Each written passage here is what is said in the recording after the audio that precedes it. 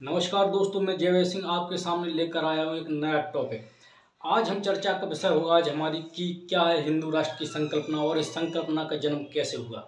अभी हाल ही में बागेश्वर धाम के पीठाधीश माननीय श्री पंडित धीरेन्द्र कृष्ण शास्त्री जी ने अभी बागेश्वर धाम से लेके ओरछा रामराजा सरकार तक की पैदल यात्रा निकालने का संकल्प लिया है और लोगों ने बड़े ही उत्साह से जोर शोर से उनका भव्य स्वागत भी रास्ते में किया और इस यात्रा को सफल बनाया। और मैं ऐसी कामना करता हूं कि यह यात्रा हिंदू जोड़ो यात्रा ये सफल भी होगी।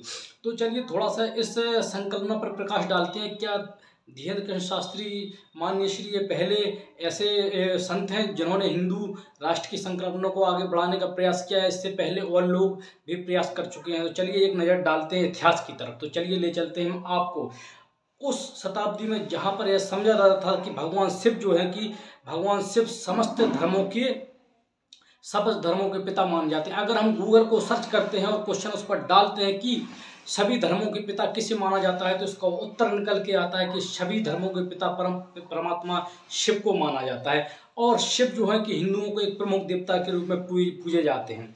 अगर दूसरा हम क्वेश्चन अगर गूगल पर सर्च करते हैं कि दुनिया का सबसे प्राचीनतम धर्म कौन सा है, तो इस लिस्ट में भी सनातन धर्म का नाम निकलकर सामने आता है। ये दूसरा क्वेश्चन हुआ। अगर तीसरा क्वेश्चन डालते हैं कि हिंदुओं के सबसे पूजनीय प्रथम देवता कौन है, तो इसका क्वेश्चन निकल के गूगल में आता है कि परम पिता ब्रह्मा जी हैं। यानी कि वेद पुराणों में बताया गया है कि ब्रह्मा से ही इस सृष्टि का सृजन हुआ है। ठीक है, तो चलिए ये हम बाद में देखेंगे, यानी कि प्राचीन काल में हम बाद में जाएंगे। चलिए थोड़ा सा नजर डालते हैं अपने पूर्वजों की तरफ जो कि हाल ही में भारतीय स्वतंत्रता संग्राम से जुड़े हुए थे। एक शख्स थे जिनका नाम था राष्ट्रवादी वी.डी. सावरकर, जिनको हम विनायक दामोदर दास सावरकर के नाम से जानते थे। ये साल था 1923 का, जब अंग्रेजी हुकूमत थी भारत में और भारत एक गुलामी की जंजीरों में जकड़ा हुआ था। इसी रूप में कई क्रांतिकारियों ने जन्म लिया। उनमें से एक थे वी.डी. सावरकर, यानी कि विनायक दामोदर दास सावरकर। सन 1923 का साल था। इस समय विनायक दामोदर दास सावरकर द्वारा लोकप्रिय की गई अवधारणा हिंदुत्व की अवधारणा थी, जिसका मुख्य एजेंडा था कि भारत को एक हिंदू राष्ट्र के रूप में घोषित करना, अर्थात हिंदू राष्ट्रवादी विचारधारा का प्रचार करना। तो सर्वप्रथम विनायक दामोदर दास सावरकर ने यह विचारधारा लाई। लेकिन क्या इससे पहले भी ये विचारधारा प्रखर थी? तो इससे पहले भी ये विचारधारा प्रखर थी। यानी कि जहाँ पर अगर नजर डालते हैं मराठा प्रशासन पर, तो मराठाओं में सबसे महान योद्धा हुए महाराज छत्रपति शिवाजी की एक संकल्पना थी, जिसे हम हिंद स्वराज्य संकल्पना के नाम से जानते थे। उसमें भी कहीं ना कहीं हिंदुत्व का हमें मुद्दा देखने को मिलता है। तो चलिए शुरू करते हैं अब ये नई कहानी नए सिरे से।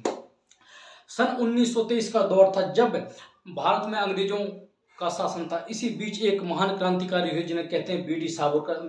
सावरकर, यानी कि विनायक दामोदर दास सावरकर। इन्होंने भारत में सर्वप्रथम हिंदुत्व की जो अवधारणा है उसे लोकप्रिय बनाया। इस अवधारणा का मुख्य एजेंडा ये था कि अवधारणा थी कि राजनीतिक और आर्थिक व्यवस्थाएं जो पश्चिम से उधार ली गई हैं उनमें इस तरीके से सुधार करना है कि उन राजनीतिक विचारधाराओं में, आर्थिक व्यवस्थाओं में हमारे देसी विचारों का समावेशन होना चाहिए और पश्चिम की संस्कृति की अपेक्षा हमारी जो संस्कृति है भारतीय उसका समावेश होना चाहिए। यानी कि हिंदुओं को अपनी संस्कृति की सुरक्षा के लिए अपने हिंदुत्ववादी विचार रखना चाहिए और उन्हीं विचारों के कारण भारत की राजनीति और अर्थव्यवस्थाएं और सामाजिक व्यवस्थाएं चलनी चाहिए। तो इतना हमें उम्मीद है दर्शकों प्रिय श्रोताओं कि आपको इतना समझ में आया होगा कि हिंदू राष्ट्र की अवधारणा क्या है। यानी कि एक ऐसी अवधारणा जिससे कि भारत का संपूर्ण परिदृश्य राजनीतिक, आर्थिक और सामाजिक परिदृश्य हिंदुत्ववादी विचारधाराओं से संचालित हो। और इसी कड़ी में एक नाम और जुड़कर सामने आता है जिन्हें कहते हैं प्रताप नारायण मिश्र। इन्होंने नारा दिया हिंदी, हिंदुत्व और हिंदुस्तान। ये जो प्रताप नारायण मिश्र ये भारतेंदु युग के महान लेखक, कवि, पत्रकार थे। इन्होंने ये संकल्पना दी कि भारत चूंकि हिंदुओं का देश है इसलिए यहाँ पर हिंदी बोली जाना चाहिए और हिंदुस्तान हिंदुओं के लिए होना चाहिए। इसलिए ये नारा निकल के आया हिंदी, हिंदू, हिंदुस्तान। और अब चलिए नजर डालते हैं कि विश्व में कहीं सिर्फ भारत ही एक देश है जहाँ पर हिंदू है या और कई देश है जहाँ पर हिंदू की आबादी है? तो चलिए अगर नजर डालते हैं तो संपूर्ण विश्व में ऐसे कई देश हैं जहाँ पर वर्तमान में हिंदू निवास करते हैं। लेकिन अगर मुख्य रूप से अगर पैतृक रूप से देखा जाए तो भारत, नेपाल और मॉरिशस ऐसे दो देश हैं जहाँ पर हिंदुओं की जनसंख्या बहुसंख्यक रूप में है। यानी कि भारत में हिंदू बहुत ज़्यादा मात्राएं पाए जाते हैं नेपाल में और मॉरिशस में। मॉरिशस देश की तरफ अगर नजर डालते हैं तो ये देश पश्चिमी अफ्रीका, सॉरी यह देश अफ्रीका महाद्वीप का एक मुख्य देश है। यहाँ पर भी हिंदू पाए जाते हैं। मुझे उम्मीद है कि इतनी संकल्पना आपको समझ में आ रही होगी कि हिंदू राष्ट्र की जो विचारधारा है इसकी उत्पत्ति कहाँ से हुई।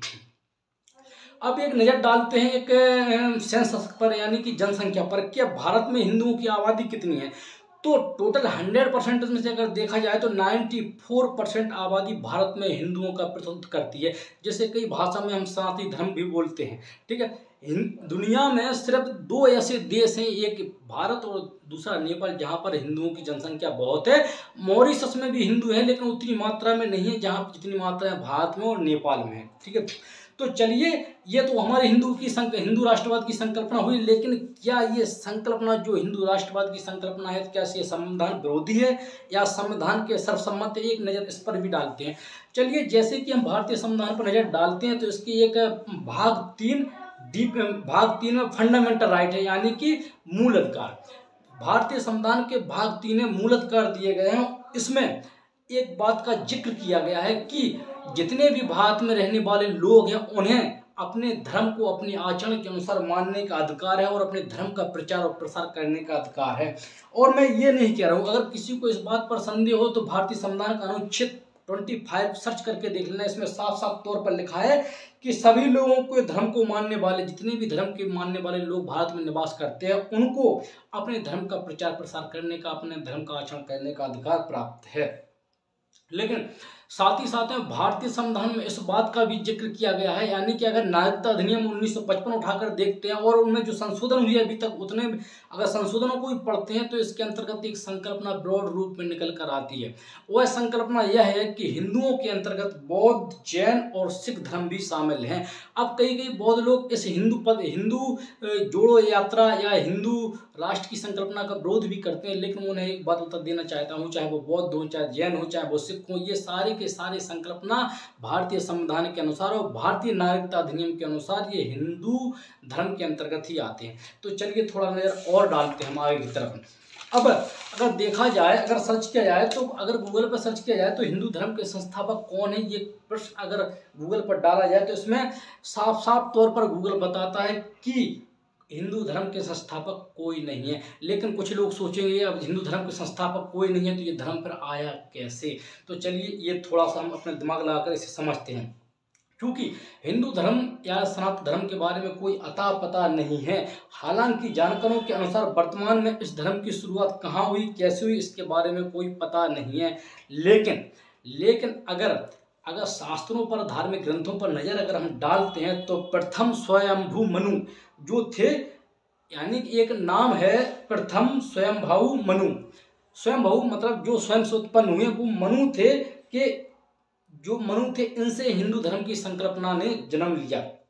अब कुछ लोग कहेंगे कि मनु का जो जन्म है वो किस काल में हुआ, तो ये भी हम क्लियर करते हैं। अगर मनु का अगर आप जन्म की तारीख देखकर डालते हैं तो आता है 9057 बीसी पूर्व, यानी कि ईसा पूर्व, यानी कि ईसा मसीह के जन्म से पूर्व, यानी कि ईसा मसीह के 9057 जन्म से पूर्व हमारे भारत में मनु नाम के एक ऋषि मुनि पैदा हुए थे। उन्हीं से ही हिंदू धर्म की संकल्पना की प्रोग्रेस मानी जाती है, यानी कि उन्हें माना जाता है कि उन्हीं से ही हिंदू धर्म का संचालन हुआ। लेकिन अगर इसी कड़ी में, जैसे कि मैं पहले बता चुका हूँ, अगर सर्च करते हैं आप गूगल पे या किसी भी अन्य सोशल मीडिया प्लेटफॉर्म पर या कहीं पर भी अगर सर्च करते हैं आप, तो अगर इसमें आप सर्च करके डालते हैं कि पृथ्वी का सर्वप्रथम धर्म कौन है, तो वो भी हिंदू ही निकल कर आएगा। तो इससे प्रमाणिकता प्रतीत होती है कि वर्तमान समय में जो धार्मिक विवाद है कि कौन सा धर्म प्राचीन है, वो कहते हैं हमारा धर्म प्राचीन है, वो कहते हैं हमारा धर्म प्राचीन है। तो कोई भी धर्म इतना प्राचीन नहीं है जितना कि प्राचीन हिंदू या सनातन धर्म है। इसका एक उदाहरण हम इतिहास की तरफ आपको ले चलते हैं, वैदिक सभ्यता और ऋग्वैदिक काल से देते हैं। जब कोई भी धर्म किसी प्रकार की पूजा पत्ती नहीं जानता था। उस समय हमारे हिंदू धर्म में प्रकृति की पूजा की जाती थी और कई प्रकार की ऐसी मूर्तियाँ मोहनजोदड़ो से, हड़प्पा से खुदाई में मिली हैं जिन पर मात्र देवी की मूर्ति दिखाई गई है और जिससे कि गर्भ से एक कोई पेड़ सा खिलता हुआ दिखाया गया है, जो इस बात का संकेत करता है कि इस सृष्टि को चलाने में हिंदू धर्म का अहम योगदान है और हिंदू ही वो धर्म है जहाँ पर सृष्टि में सर्वप्रथम मनुष्य आया और इसी हिंदू धर्म से मनुष्य की उत्पत्ति हुई। ठीक है, चलिए। लेकिन कुछ लोग आजकल डिबेट करते हैं हिंदू आपस में कि नहीं हिंदू नहीं, हम तो सनातनी है। तो ये बात का विषय नहीं है, क्योंकि हिंदू जो धर्म है इसे कई नामों से जाना जाता है। ऐसे कुछ लोग कहते हैं हम हिंदू हैं, कुछ कहते हैं हम सनातनी हैं, कुछ कहते हैं हम आर्य समाजी हैं। कुछ लोग हिंदू आपस में इस बात को लेकर भी लड़ते हैं, वो कहते नहीं हम हिंदुओं में आर्य हैं। तो एक बात आप सुनकर कान खोलकर जान लो कि हिंदू धर्म के अंतर्गत जो आर्य लोग आते हैं वो किसी विशिष्ट जाति के संबोधन में नहीं है। आर्य मतलब संपूर्ण हिंदू ही आर्य समाज के लोग हैं। आप किसी प्रकार से गूगल पर सर्च कर लेना तो यही लिख कर आएगा, या कहीं भी किसी प्लेटफॉर्म किसी धार्मिक ग्रंथ पर देख लेना, तो जितने भी आर्य समाजी हैं सारे के सारे हिंदू हैं, चाहे वो ब्राह्मण हो, क्षत्रिय हो, चाहे वैश्य हो, चाहे वो शूद्र हो, सारे के सारे आर्य समाजी हैं। कुछ लोगों ने धार्मिक भावनाओं को आहत करने के लिए, आपसी फूटन डलाने के लिए दुष्प्रचार किया है धर्म का कि नहीं हिंदुओं में भी वो आर्य हैं, वो शूद्र हैं। कोई यहाँ पर सारे के सारे हिंदू आर्य समाज से ही आते हैं। तो इस प्रकार से हमने देखा कि जो बहुत ही चर्चित नेम है हिंदू धर्म, सनातन धर्म और आर्य समाज, ये सारे एक धर्म के उपनाम है, यानी कई नामों से जाना जाता है। नज़र और डालते हैं हिंदू धर्म के पुरखों पर, थोड़ा नज़र डालते हैं कौन इसके संस्थापक है, कहाँ से आए हैं, कहाँ से नहीं आए। तो अगर सबसे प्रथम डालते हैं तो सन 9057 BC के, यानी कि ईसा पूर्व में हम चलते हैं तो स्वयंभू मनु पैदा हुए हिंदू धर्म में। उसके बाद 6673 ईसा पूर्व में नजर डालते हैं तो वैवस्व मनु पैदा हुए। उसके बाद अगर नाम डालते हैं जो हिंदुओं के बहुत ही प्रसिद्ध देवता है माननीय श्री भगवान श्री राम, 5114 BC के लगभग भगवान श्री राम का जन्म अयोध्या में हुआ। उसके बाद ये एक क्रम से हिंदू धर्म के मतलब जो संस्थापक समझ लो, या इन्हें हिंदू धर्म के जैसे जो देवी देवता हैं या जो संस्थापक के रूप में है, या ये प्रश्न होता है कि हिंदू धर्म की उत्पत्ति कैसे हुई, तो इन्हें ही हिंदू धर्म की उत्पत्ति का श्रेय दिया जाता है। सारे के सारे हिंदुओं, चाहे वो ब्राह्मण हो, चाहे वो क्षत्रिय हो, चाहे वैश्य हो, चाहे शूद्र हो, इसी सारे के सारे इन परम पिता परमात्मा की ही संतान हैं। अब जैसा कि हम बता ही चुके हैं कि हिंदुओं के पहले भगवान ब्रह्मा जी को माना जाता है और सभी धर्मों के परमपिता शिव को माना जाता है। चलिए अब नजर डालते हैं कि इतिहास की तरफ। जब वो समय था जहां पर गजवाए हिंद पहराया जाता था, लेकिन अब इसे ही पलट कर भगवाए हिंद किया जा रहा है। तो क्या ये सही है? तो एक का आंसर होगा बिल्कुल से एकदम से करेक्ट है, क्योंकि जब अगर अपने धर्म का प्रचार करते हैं तो हम भी अपने हिंदू धर्म का प्रचार करेंगे। अब गजवाए हिंद की तरह भगवाए हिंद होना ही चाहिए, क्योंकि जहाँ पर 54% जनसंख्या हिंदुओं की हो, तो इतनी बड़ी आबादी जहाँ पर एक देश में पसंद करती हो, तो वहाँ पर हिंदुओं का भी कुछ ना कुछ राजनीति में पार्टिसिपेट होना चाहिए। उनके जो धार्मिक ग्रंथ है उनके हिसाब से भी नियम कानून सामाजिक व्यवस्थाएं होनी चाहिए।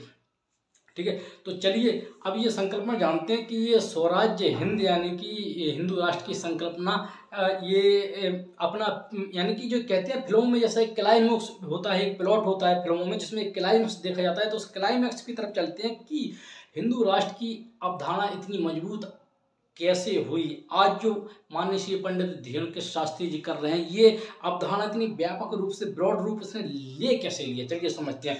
सन 1630 से लेकर सन 1680 का यह ईस्वी का वो समय था। इसी समय में महाराज छत्रपति शिवाजी राजा जी पैदा हुए।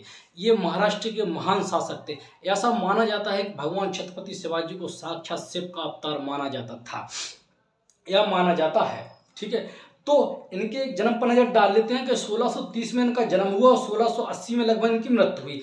इनका साम्राज्य जब ये 15 वर्ष के थे, यानी कि 1630 में पैदा हुए, जब इनके 1645 में यानी कि ये 15 वर्ष की आयु में थे, तभी इन्होंने एक संकल्पना रखी। जैसे इनका राज तलक हुआ, इन्होंने संकल्पना रखी कि हमारा स्वराज्य यानी कि स्वयं का राज्य होना चाहिए। ये मराठा, जो महाराष्ट्र में एक मराठावाड़ी प्रदेश है जहाँ पर मराठा लोग रहते हैं, उनका ये मराठाओं का होना चाहिए। यहीं से स्वराज्य की संकल्पना निकल के आई, जो कि बाद में धीरे धीरे संपूर्ण देश में फैल गई, जिसे आगे जाके बी.डी. सावरकर ने सन 1923 में अपनाया। ये वही स्वराज्य की संकल्पना है जिसे महाराज छत्रपति शिवाजी राजा भोसले ने दिया था। तो चलिए छत्रपति महाराज शिवाजी राजा की यह संकल्पना समझते हैं कि स्वराज्य क्या है। स्वराज्य का मतलब होता था कि इनका, कि हमारे मराठाओं का एक अपना साम्राज्य, आगे जाके इसी स्वराज्य को हिंदवी स्वराज्य के नाम से जाना जाने लगा। और हिंदवी स्वराज्य का मतलब है हिंदुओं का अपना राज्य, अपना देश, ऐसा देश, ऐसा राज्य जहाँ पर हिंदू रहते हैं। और अब तो हिंदू स्वराज्य का मतलब इतना ही नहीं कि जहाँ पर हिंदू रहते हैं, इसी संकल्पना में शामिल था राज व्यवस्था और न्याय व्यवस्था और सामाजिक व्यवस्था, यानी कि जहाँ पर हिंदू रहते हैं उनकी अपनी राज व्यवस्था, अपनी न्याय व्यवस्था और अपनी सामाजिक व्यवस्था होना चाहिए। और इसी प्लॉट और इसी स्टोरी में, यानी कि इसी स्वराज्य की व्यवस्था में, अरेंजमेंट में छत्रपति शिवाजी राजा महाराज भोसले ने शामिल किया था कि हिंद स्वराज्य की स्थापना हो, लेकिन कहीं हिंद स्वराज्य की स्थापना ऐसी ना हो कि जो वर्ग है, जैसे चारों वर्णों में जो विभाजित है, जो हिंदू धर्म, ब्राह्मण, क्षत्रिय, वैश्य, शूद्र, तो इसमें कोई भी किसी को सता ना सके। लेकिन बस अभी हिंदू धर्म का इतना ही इस वर्ण व्यवस्था का दोष है कि कुछ लोग हैं जो जो सर्वश्रेष्ठ पद पर बैठे हैं, जैसे ब्राह्मण, क्षत्रिय, वैश्य, शूद्र, तो क्या है, ये नीचे के तबकों को सताए रखते हैं। लेकिन जो संकल्पना महाराज छत्रपति शिवाजी राजा ने रखी थी, वह संकल्पना ये थी कि हम सब जितने भी हिंदू हैं सब एक हैं। और इसी संकल्पना को आज आगे माननीय श्री पंडित धीरेकृष्ण शास्त्री जी ने बढ़ाया है। उन्होंने नारा दिया कि जात पात की करो विदाई, हम सब हिंदू भाई भाई।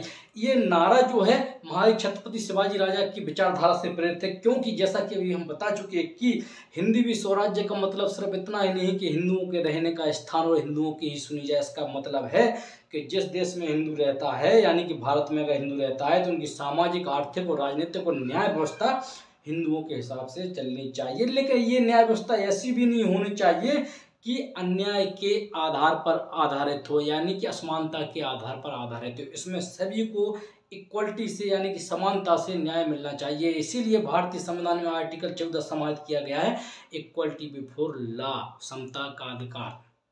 ठीक है, तो चलिए अब आते हैं वर्तमान क्लाइमैक्स पर। हाल ही में ये हिंदू पद यात्रा माननीय श्री धीरेन्द्र कृष्ण शास्त्री जी के द्वारा चलाई जा रही है, ये हिंदू जोड़ो यात्रा।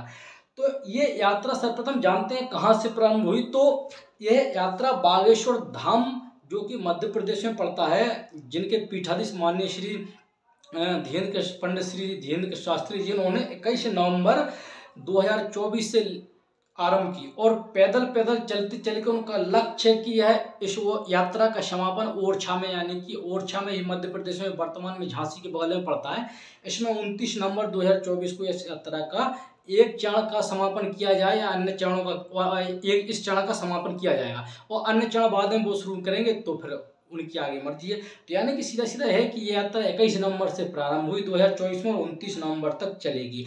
अगर दूरी के हिसाब से देखा जाए तो 155 से लेकर 160 किलोमीटर लगभग इसकी दूरी इस यात्रा की पड़ती है। इतनी लंबी दूरी पैदल यात्रा करना, ये भी एक बहुत ही हिम्मत और साहस का काम है। उस पर हमने देखा कि उस पर ही इतने लोगों को जोड़ना और इतने लोगों की भावनाएं एक साथ एकत्रित होना, ये बहुत बड़े पैमाने पर ऐसा होना ये एक निश्चित ही माननीय श्री पंडित श्री धीरेन्द्र कृष्ण शास्त्री की जो जनता से प्रेम है, अपने राष्ट्र से प्रेम है, ये साफ परिलक्षित होता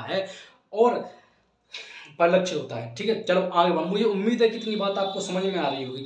लेकिन ऐसा नहीं है कि लगातार ये पैदल मार्च होता है, लगातार पैदल मार्च हो रहा अच्छी बात है, लेकिन कहीं कहीं जनता के विश्राम की थोड़ी बहुत व्यवस्थाएं की गई हैं उनकी।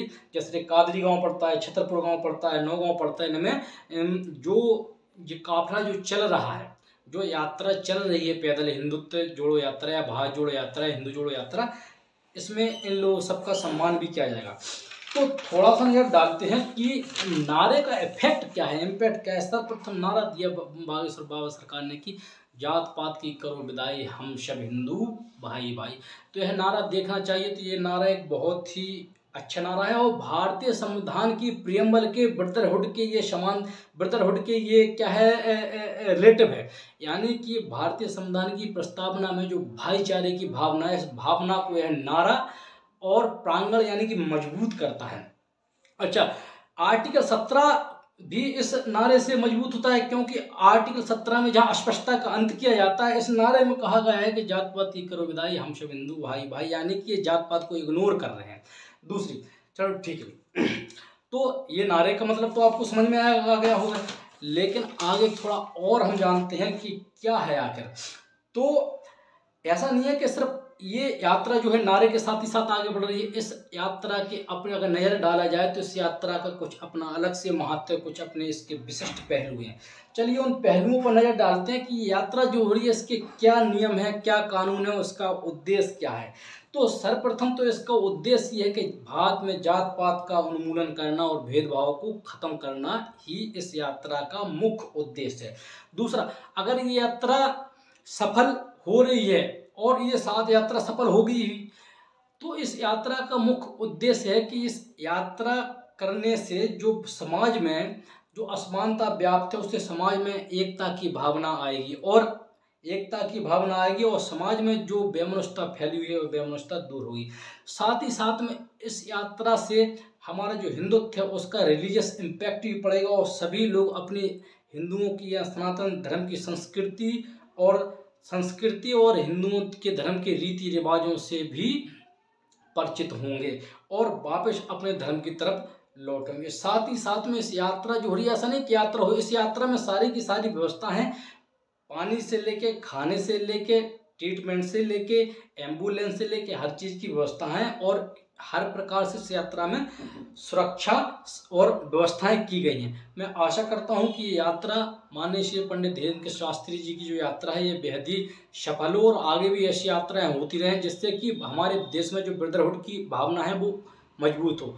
जय हिंद, जय भारत। अगर इन्हीं तथ्यों के साथ या इन्हीं बातों के साथ अगर मेरी आवाज़ में या मेरे बोलने में कुछ अगर कमी हो गई हो या कुछ ऐसे शब्द हों जो अगर वो निकल गए हों, जो मैंने ध्यान ना दिया हो, तो उनके लिए मैं माफ़ी चाहता हूँ। जय हिंद, जय भारत, वंदे मातरम, जय सनातन, जय हिंद।